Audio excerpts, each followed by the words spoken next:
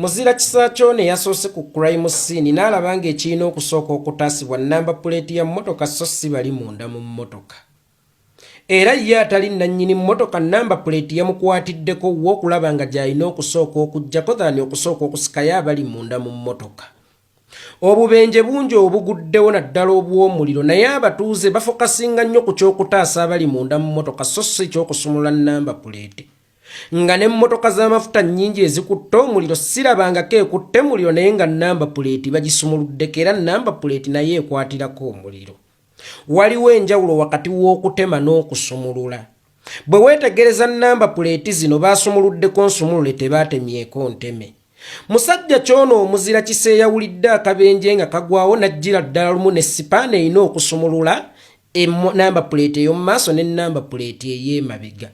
Era obudde obwo yabugjeewa nga tannafunamu kirowoozo nti emmotoka eno mulimu abantu era teyeesudde yokka n'agenda n'asumulula ey'omu maaso n'asumulula ey'emabega naye ng'ayita wakati mu nzigi z'emmotoka nga munda mu mmotoka mulimu alaajana.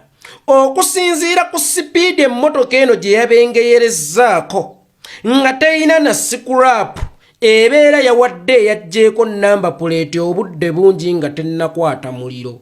Era ono eyajjeeko namba puleeti teyabaddemu nakwekeka nti emmotoka eno singa ebwatuka nnyinza okubwatuka nayo. Katugambe yabadde n'omutima ogulumirirwa, yabadde n'omutima oguyamba era Mukama amuwa omukisa olw'okubeera omusamaliya omulungi. Naye mutima ky'ogwo ogulumirirwa namba puleeti nga tegulumiriddwa ali munda mu mmotoka alaajana nti ngenda.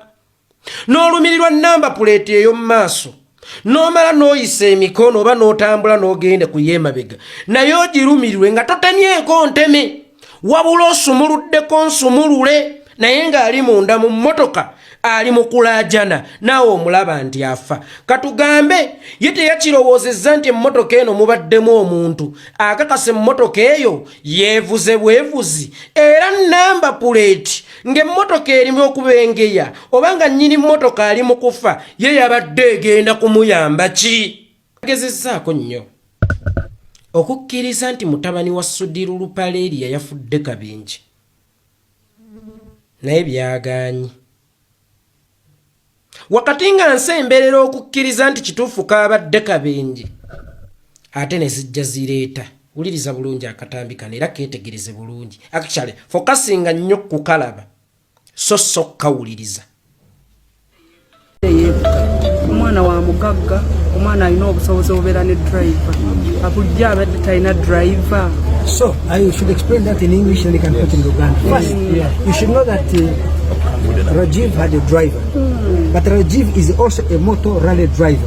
Do you guys know that? Yeah. He drives sports cars. The car he was driving is a Nissan GTR.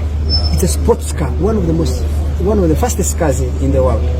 So if he's driving that, when you are a sports driver, you are driving a sports car, you don't call a driver because you enjoy the thrill of driving. Yes. And because it's a motor rally driver, driving a sports car in the night when there are no cars on the road, he was doing his thing. He was trying to. The car had been refurbished 100%. So he was. Mukulu Andrew Mwenda, ekibuuzo wabbye kyaki? Ekibuuzo baakibuuzizza ono era nga musajja mukulu. Era nga abadde naye amanyi Rajiv. Era nga buli omu akimanyi nti omwana yafudde kabenje. Ki ky'obadde omwewaza okutomera? Mwana muto nti abadde agenda kunanaagirira mu bibuuzo.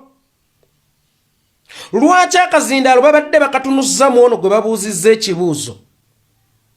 Nobba ekibuuzo gwe noddamu ekibuuzo ate nga tokizzeemu nga bwe bakikubuuzizza. Ekibuuzo kiri kimu. Ekibuuzo wabbye kyaki?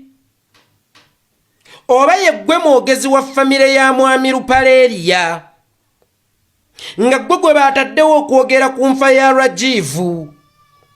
Bw'oba si gwe baataddewo okwogera ku nfa ya Rajivu, kitegeeza buli abadde amanyi Rajivu eyazzaawo kungubaga yabadde akkirizibwa okuddamu ekibuuzo singa bannamawulire babeera bakibuuzizza ye.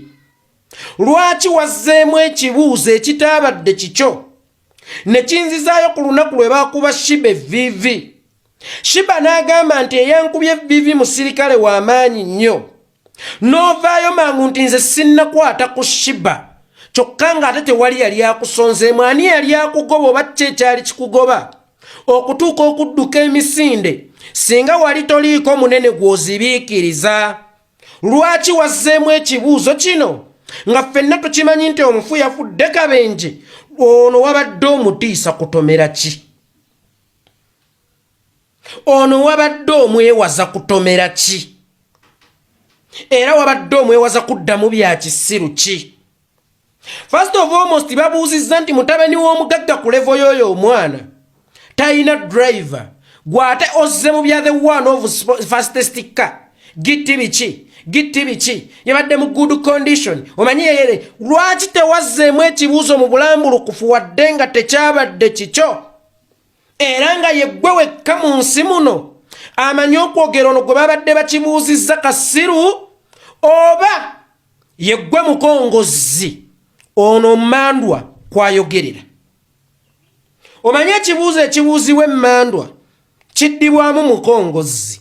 Ono gwe babadde babuuza ekibuuzo yabadde Mandwa nga gwe omukongozi yeggwe yazzeemu ekibuuzo ekyo.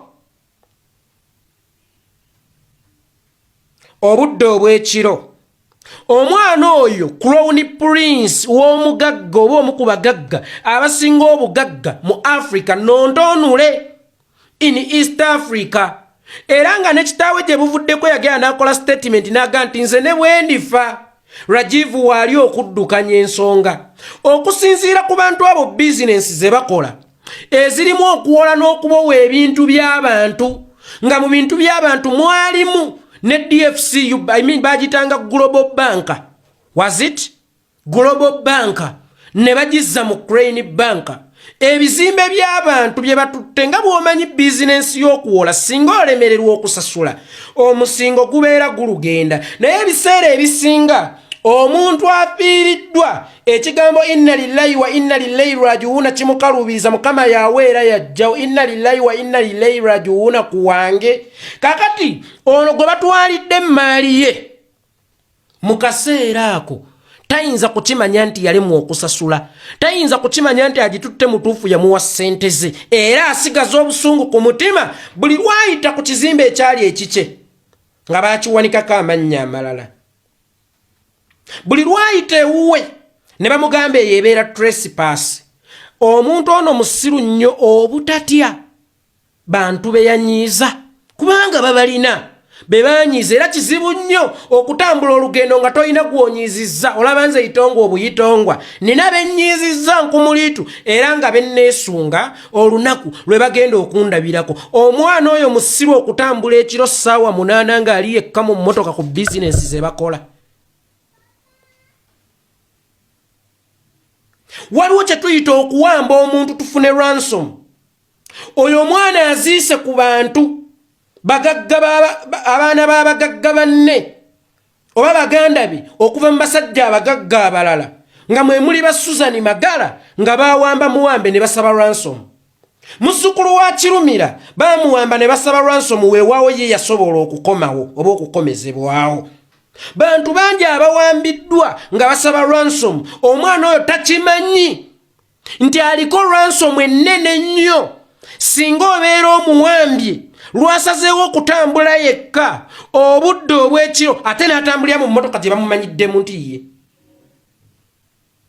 Nga ne kanaabe akimanyi nti ye mmotoka ya Rajiv, nga n'owa boda akimanyi nti ye mmotoka ya Rajiv, naye lwasazeewo okutambulako ekiro yekka obwomu obwa Namunigina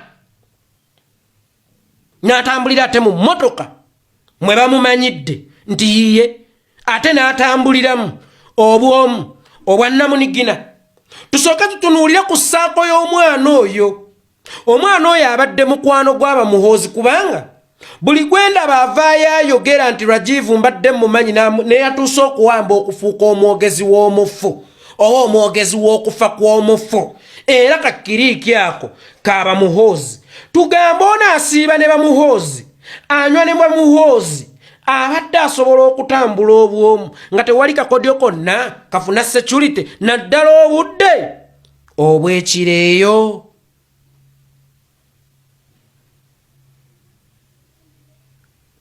Tulabye emmotoka nnyingi ezigudde ku bubenje era ezikutte omuliro, naye kizibu nnyo emmotoka ekutte omuliro obutasigazaawo scrap.